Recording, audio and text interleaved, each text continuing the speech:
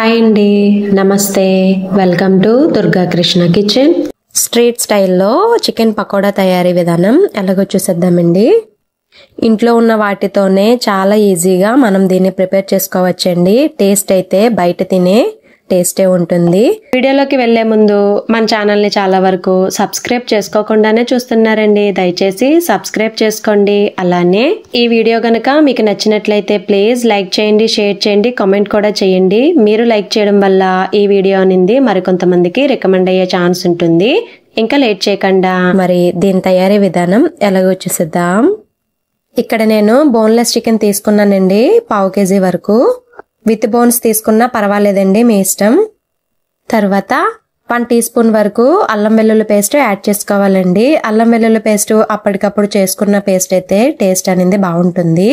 తర్వాత నిమ్మరసాన్ని కూడా యాడ్ చేసుకోవాలి. ఇక్కడ నేను నిమ్మకాయ 1/2 పీస్ వరకు తీసుకున్నా. టేస్ట్కి తగ్గట్టుగా సాల్ట్ని కూడా యాడ్ చేసుకోవాలి. అలానే 1 టీ స్పూన్ వరకు కారం, మీకు కొంచెం కారం ఎక్కువ కావాలనుకుంటే ఇంకో 1/2 టీ స్పూన్ వరకు యాడ్ చేసుకోవచ్చండి. 1/2 టీ స్పూన్ వరకు పసుపు, 1 టీ స్పూన్ వరకు జీలకర్ర ధనియాల పౌడర్, 1 టీ స్పూన్ వరకు గరం మసాలా పౌడర్, అలానే చిన్నగా తరిగిన కొత్తిమీర కొంచెం, 2 స్పూన్స్ వరకు ఆయిల్, అలానే చిన్నగా తరిగిన కరివేపాకు కొంచెం వేసుకుని ఈ పౌడర్స్ అన్ని ముక్కలకి బాగా పట్టేలాగా కలుపుకోవాలి. ఈ కలుపుకున్న చికెన్ పీసెస్ ని ఒక 1/2 అవర్ పాటు ఫ్రిడ్జ్ లో పెట్టుకోవాలి.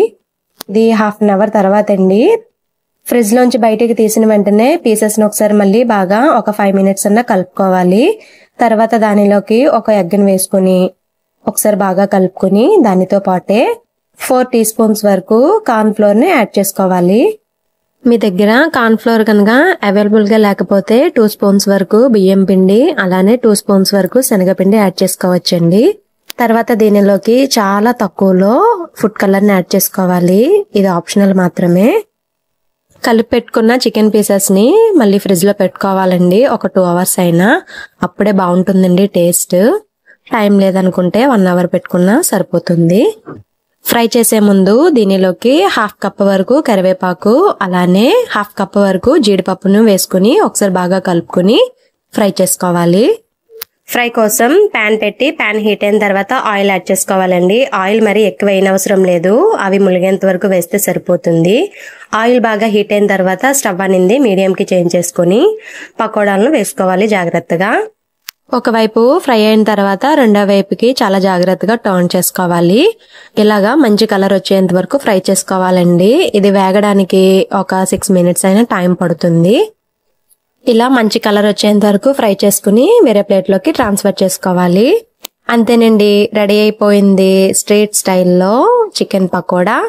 టేస్ట్ అయితే చాలా చాలా బాగుంటుందండి. సేమ్ మనం బయట తినే టేస్టే ఉంటుంది. మీరు తప్పకుండా ట్రై చేయండి. ఈ వీడియో గనక మీకు నచ్చినట్లయితే ప్లీజ్ లైక్ చేయండి, షేర్ చేయండి, కామెంట్ చేయండి. కొత్తగా ఛానల్ని వ్యూ చేసే వాళ్ళు సబ్స్క్రైబ్ చేసి పక్కనే ఉన్న బెల్ ఐకాన్ని గనక క్లిక్ చేసినట్లయితే నా వీడియోస్ని మీరు రెగ్యులర్గా ఫాలో అవ్వచ్చు.